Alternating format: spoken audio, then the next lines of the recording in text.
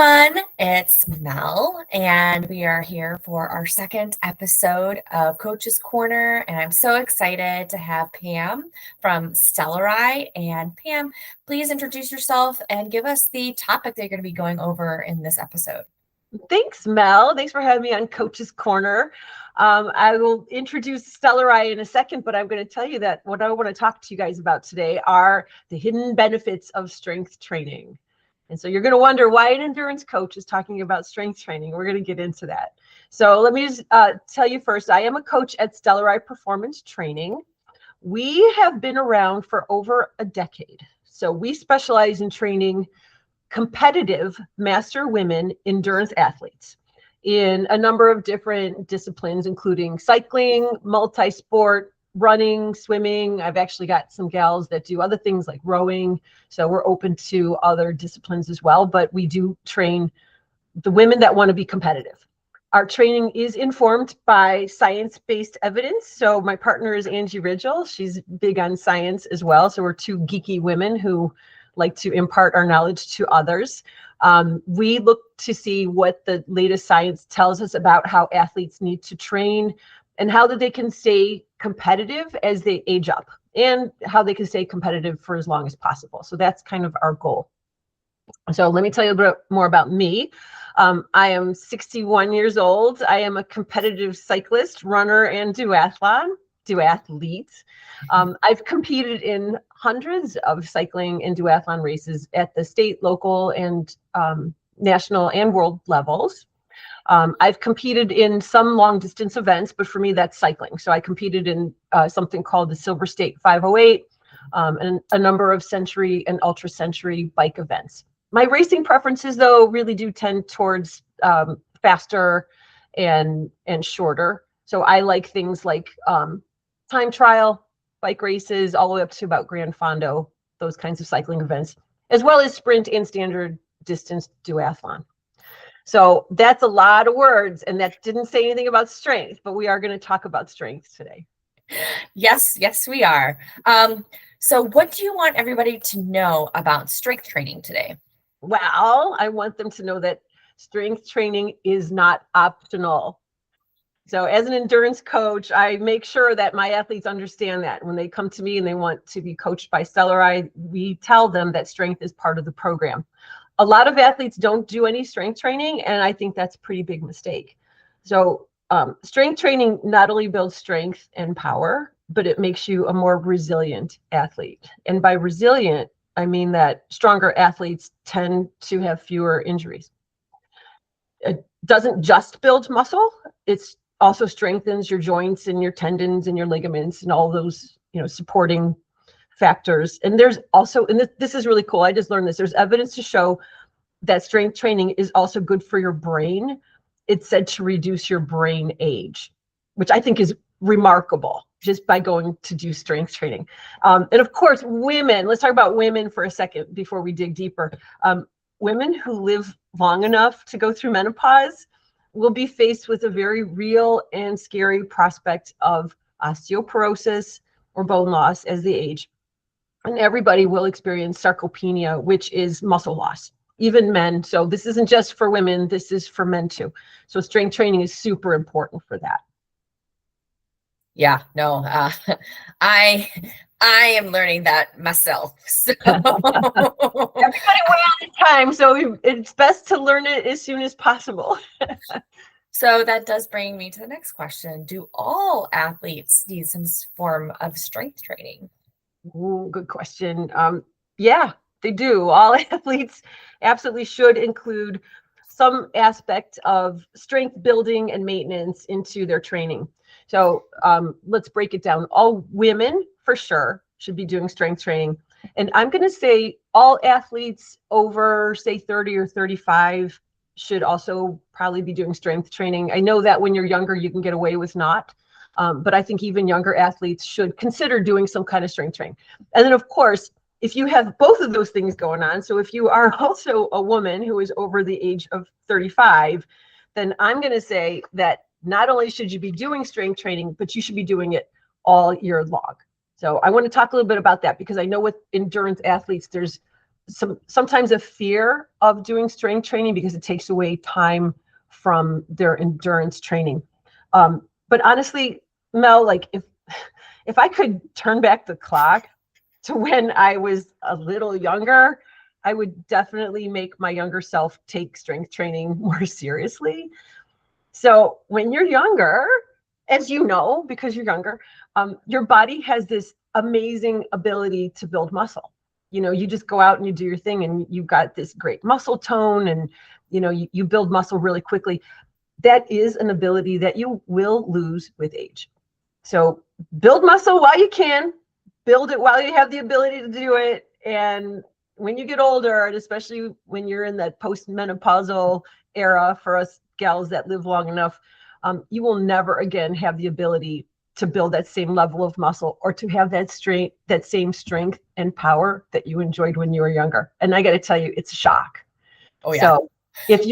So those of you who are watching this or listening to it and you're like, oh, I'm not really old enough to worry about it, I'm going to suggest, yeah, you might want to start strength training now.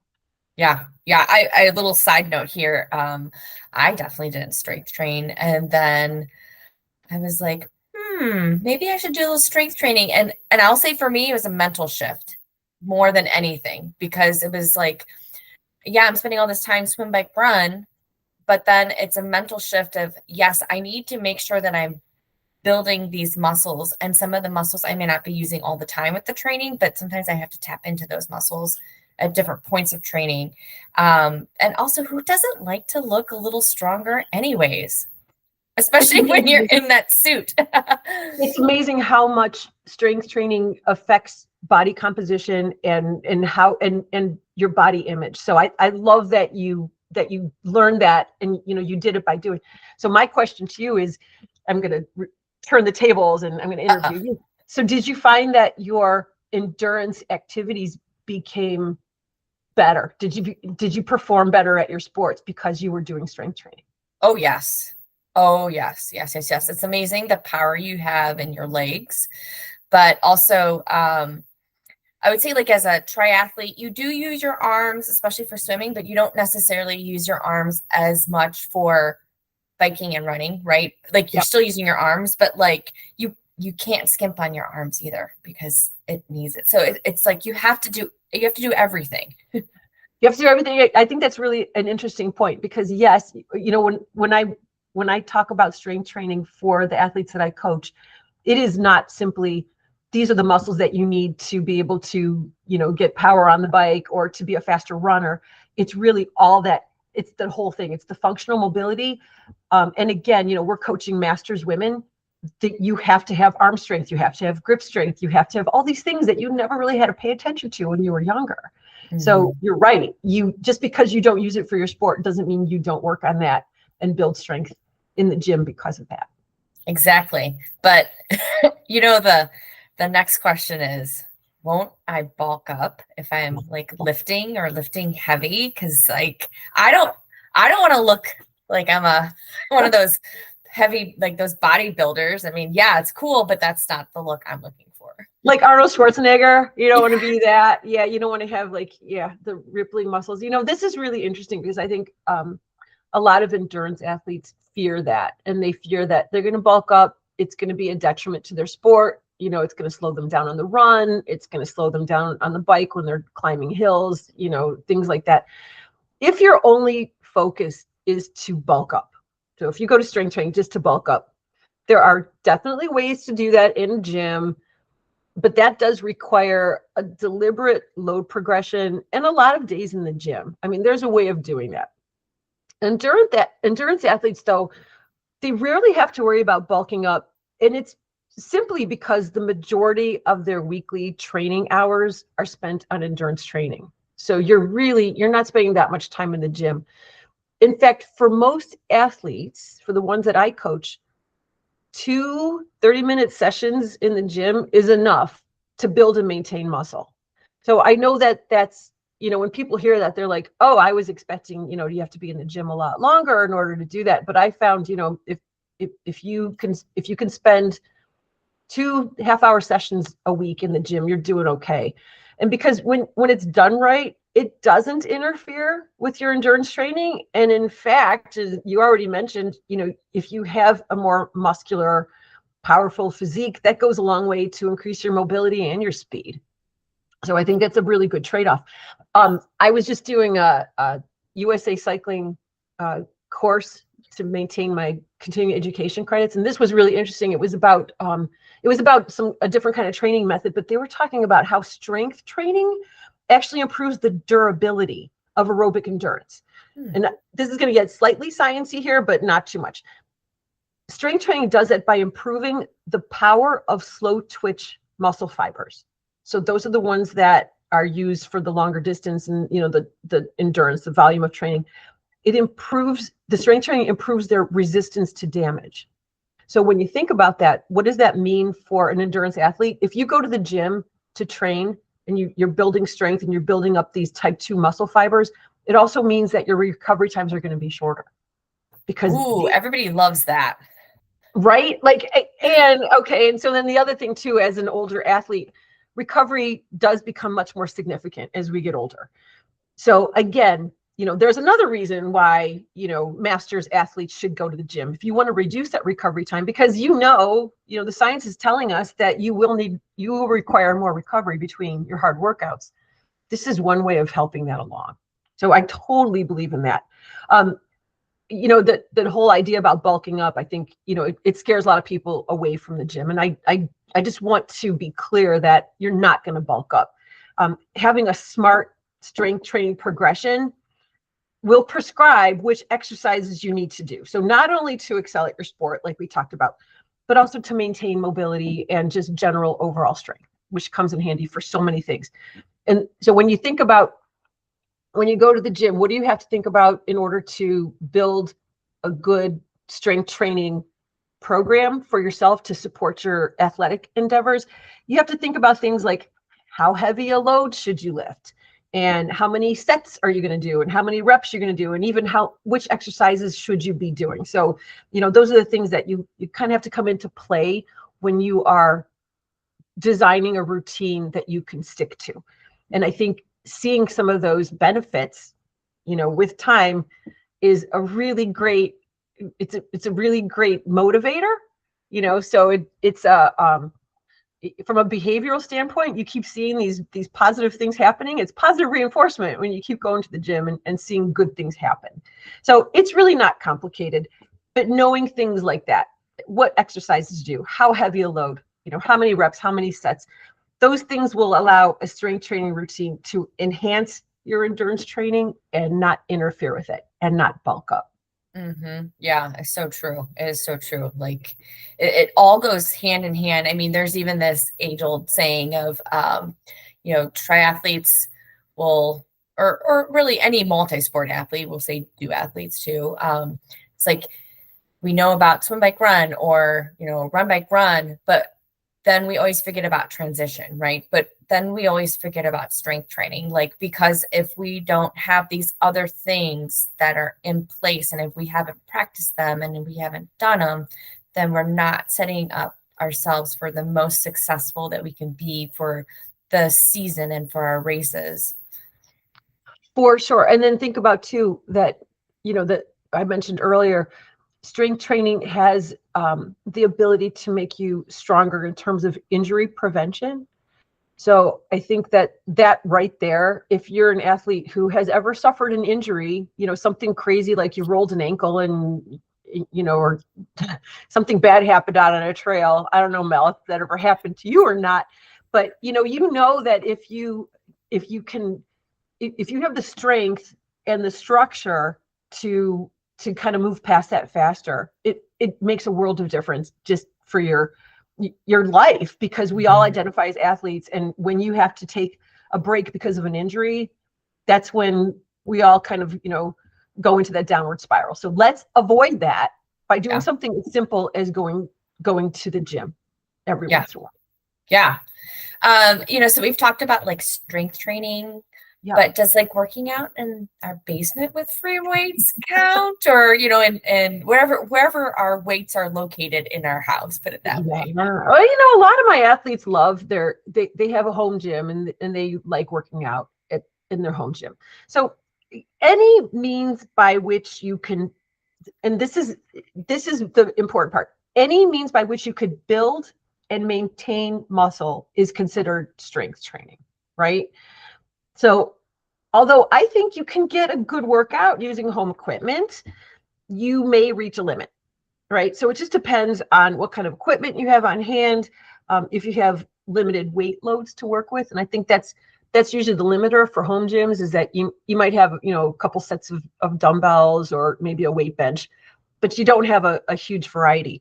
Anyone just getting started should first work on form.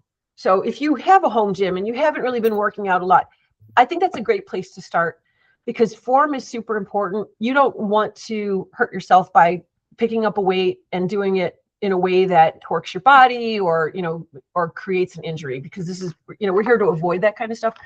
So working on form, I think, is a great way to get started. If you have light weights or even no weight, you can start doing it just with body weight, just to work on form, like how do you execute a squat where you don't hurt your knees, or how do you lift something without hurting your back. So I think that's really good to do that. And I think home gyms are great for people that are just starting out. You could tell that there's a but coming in here, but I'm going to get I can. And even working with some stretch bands, like if you have stretch bands that give you a little bit of resistance, that's enough to start building and maintaining strength. But I'm a bit biased. I'm definitely biased. I think going to a gym is the best option.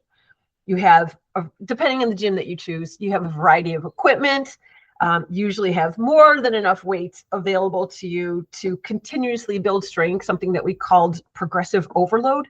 So like once you are able to lift a weight a certain number of times, then the next step is to go to the next heaviest weight, or do that in a smart way so that you can begin to build muscle and not just maintain that strength.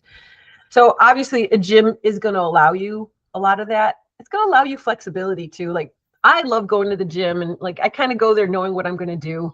But if somebody's on the squat rack, or if I don't feel like doing squats, I know that I could do, I don't know, leg press, or I can grab a barbell and I could do like step ups. So it's just that you have this variety. And I know that, there are people that have rec centers, or if you belong to like a community, if you have a community center, a lot of times they do have a pretty nice gym or workout setup. And I would encourage anybody who is looking to do strength training to maybe just go and check it out. Even if you have a home gym, I think just going to see like what the difference might be. I know a lot of people are kind of intimidated sometimes by going to a gym, and you see these people that are lifting these weights and they're grunting and they look like they've been there. But once you start going and you know what you're doing and you kind of know your way around the gym, I think it just goes a lot. It goes a lot farther in terms of confidence, knowing that you're there and that you belong there too. So yeah, that's actually like a good point about like going to the gym, and the gym has a ton of equipment that you're not going to buy, right? Like, but the other thing is, I would assume that most gyms, if you go in there and you talk to an employee and you say, hey, I'm new, or I'm not new, but I'm new to using the equipment in here, because usually I'm in the pool or usually I'm in the treadmill. Can you walk me around and show me the equipment? Or even call at some point and say, hey, can an employee walk me around like for like 10 minutes? And I'm sure that they would do that, because there's a lot of equipment, like you're saying, that's intimidating. But if someone is there that knows the equipment, right, and they could say, hey, this is how you use it, then that takes that barrier back even more, right? Because then you're like, oh, I feel a little bit more comfortable because this is how I remember how to use it, because of this person showed me how to use it. Absolutely. And I think a good gym will almost insist on that for anybody who comes in and says, I want to join this gym. I think they will want to give you an orientation, show you how to use the equipment. It's a liability for them if you do something and you're doing it, you're doing it wrong, or you hurt yourself, and it makes them look bad too. So I think, it is good to, if you have not been to a gym before, or you haven't been strength training before, I really do think it's a good idea to go and work with somebody who could at least show you how to do certain things. And it doesn't have to be forever. Like as soon as you learn how to do, the basic moves, the ones that you like to do, and you have good form, and you could do that without somebody watching you, then you don't have to work with somebody forever. You just know how to navigate that in the gym. So that's a really good point. And I think it's super important because I know that, we have videos we could watch, but there is nothing like having somebody stand there next to you and say, okay, when you do a deadlift, I'm going to use deadlift as an example, because that's the one where I think a lot of people have problems with it, with the form, with hurting themselves. And a lot of my athletes, if I can't be there with them to show them how to do it, or if they don't have a resource to show them, I might just say, you know what, skip the deadlift, because you don't need to get hurt by doing a deadlift. Even though I think deadlifts are fantastic exercises, if there is something that has the potential to cause some harm, then you don't do it. So, I mean, even the nice thing about a gym is that you usually have a lot of alternatives. So say, for example, if you don't really want to use a squat rack because you don't want to torque your back, if they've got a Smith machine, you could use that. Or if there's, the leg press machine where it's going to keep you on a plane. We could have a different conversation about how free weights are probably better than machines because of core stability. But really, if you're not doing a strength training routine, anything is going to be better than nothing. So go for what makes you comfortable. Go for what makes you satisfied that you're getting the work that you need without hurting yourself. Yeah, exactly. So we've been talking about, training, the strength training. And I might have caught this, but maybe, we'll go over this now, is how often, like in a week, should someone be training with weights? I thought I heard 2 days, but I don't, maybe I didn't. I don't know. So it depends. Okay, so here's I'm going to give you the really simple answer. For most people, and we have all of our Stelleri athletes, so anybody that we coach, they are going to the gym 2 to 3 times a week. So 2 to 3 strength building sessions. And I'm not going to say, so let me rephrase that, because I don't want anybody thinking that you're going to be at the gym those 3 times, maybe twice at the gym and once doing some kind of functional mobility moves that you could do at home. But it tends to be at least 2 strength training workouts, and maybe 3. We fit these into the endurance training plans that we built in such a way that the strength workout is not going to fatigue the athlete. Like, so say she has a hard workout coming up, we have to make sure that we're giving her the strength training on a day that she can recover from it before she goes and does something that's hard. Because there is an element of fatigue, especially when you start working out with weights a lot and you're starting to build muscle. You're going to get muscle fatigue, and it's going to translate into how you can perform your other workouts. But you have to remember too that most coaches use a periodization plan. So what that means is that we plan our training progressions around races and events. I think every coach does that. That means too that we do most of our strength building part over the winter. So when our race season is over, usually for most of us around November, that's when you start getting back to the gym and you start lifting heavier loads. So you can start building more muscle.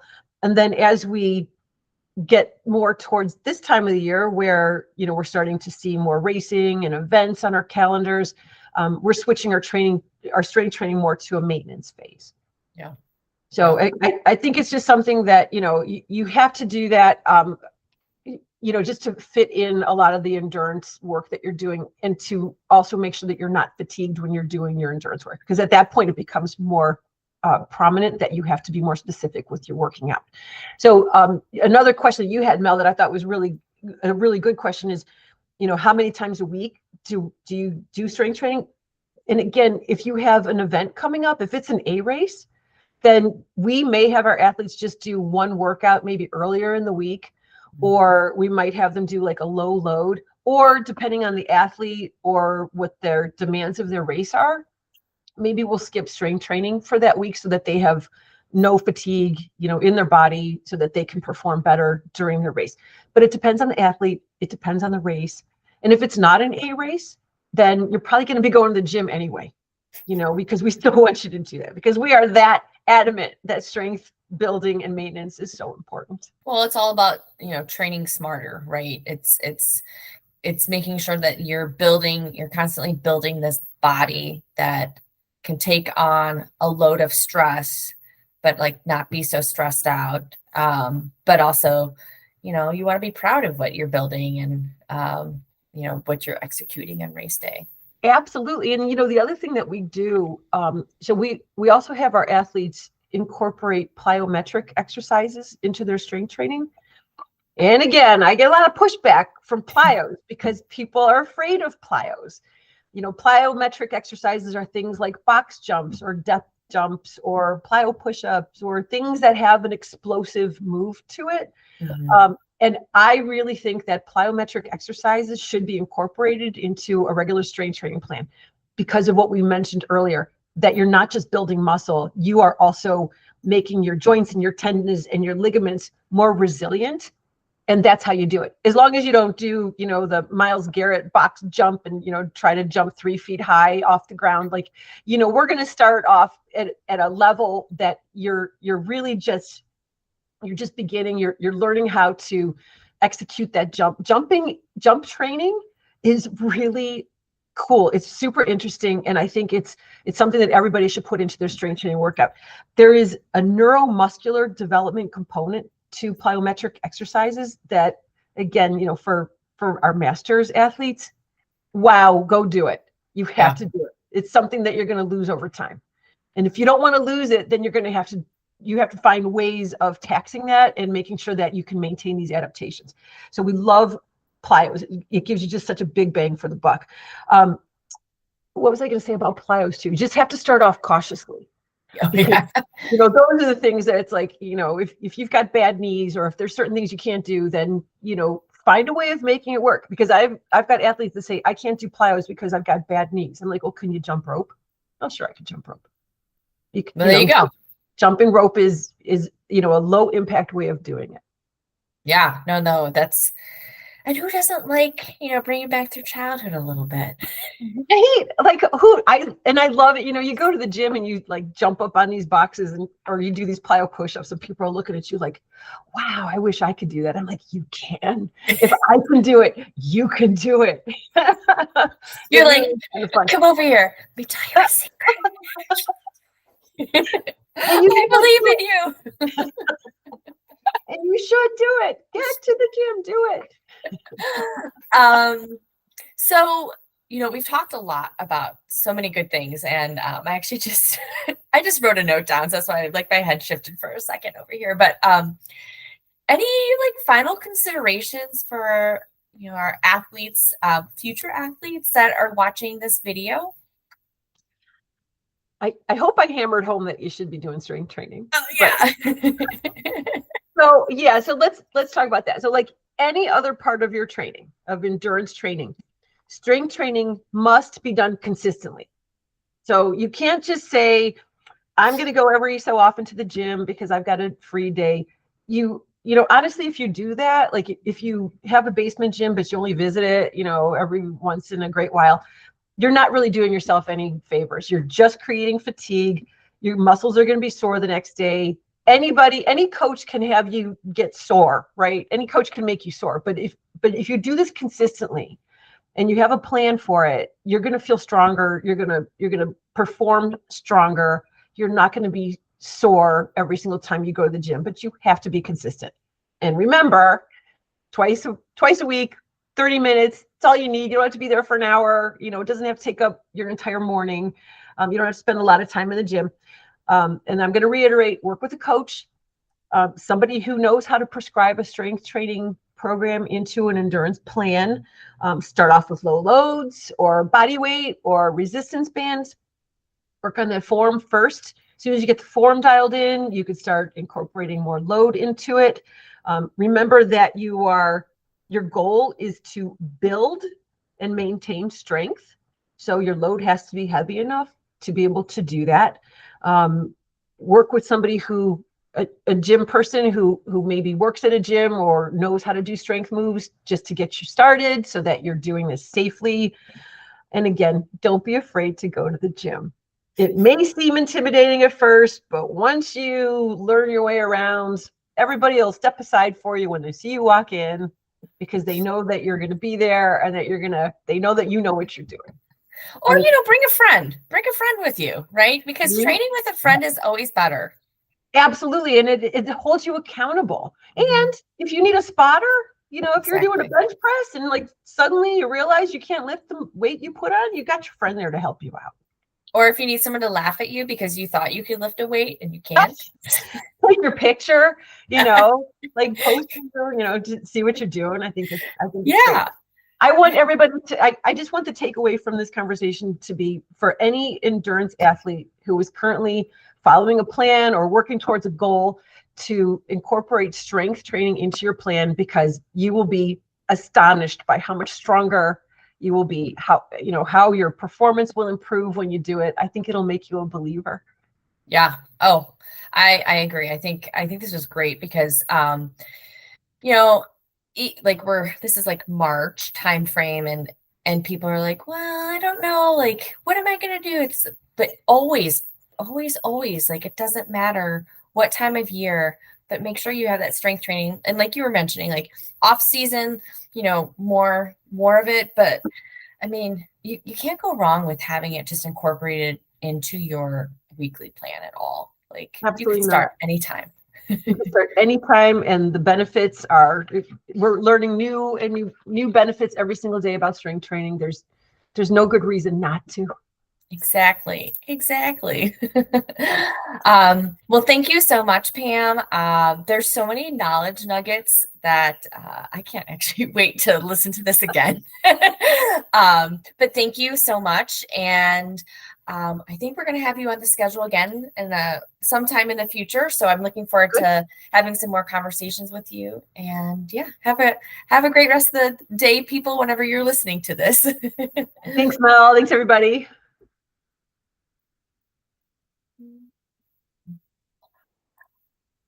Oh, where's it at? Oh, there it is.